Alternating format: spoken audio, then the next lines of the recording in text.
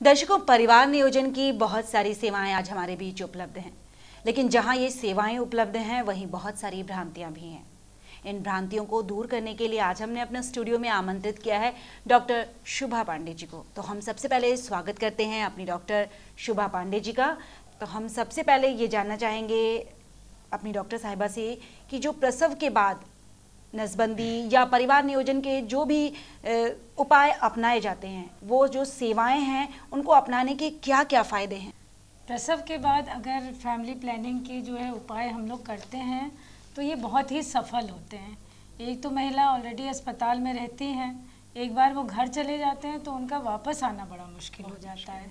और इस समय ऐसा होता है कि डॉक्टर्स वहाँ रहते हैं, प्रशिक्षित लोग रहते हैं, तो ये बहुत सही तकनीकी से सब करी जाती हैं। अगर परिवार पूरा हो गया हो तो इस समय जो है कोई स्थायी तकनीकी जैसे नसबंदी ये समझाना चाहिए और कराना चाहिए।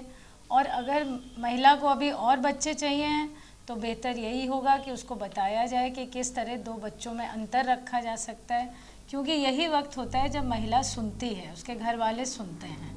डॉक्टर साहब, हम आपसे ये जानना चाहेंगे कि प्रसव के बाद कौन से परिवार नियोजन के उपाय हैं जो अपनाए जा सकते हैं, जो महिलाएं अपना सकती हैं? प्रसव के बाद अगर परिवार पूरा हो गया है तो सबसे अच्छी चीज़ तो होती है कि नसबंदी कर लें।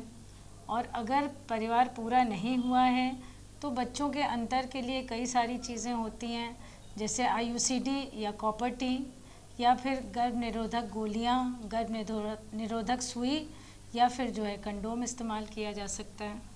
डॉक्टर साहब, ऐसा माना जाता है कि प्रसव के बाद जो ये परिवार नियोजन का उपाय अपनाया जाता है या ये महिला नसबंदी अपनाई जाती है, इससे शरीर में बहुत दर्द रहता है और शरीर बहुत कमज़ोर हो जाता है।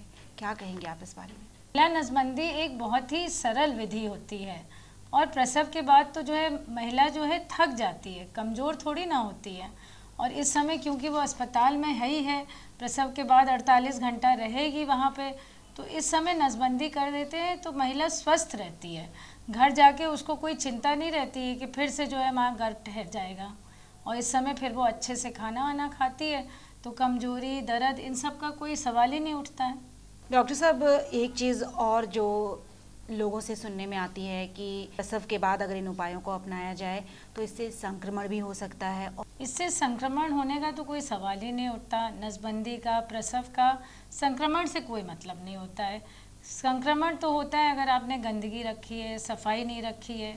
तो फिर इसमें जब प्रशिक्षित लोग कर रहे हैं, ठीक तकनीकी से कर रहे हैं, साफ सुथरे अस्पताल में कर रहे हैं, तो इसमें संक्रमण का कोई डर नहीं रहता है, कोई खतरा नहीं रहता है।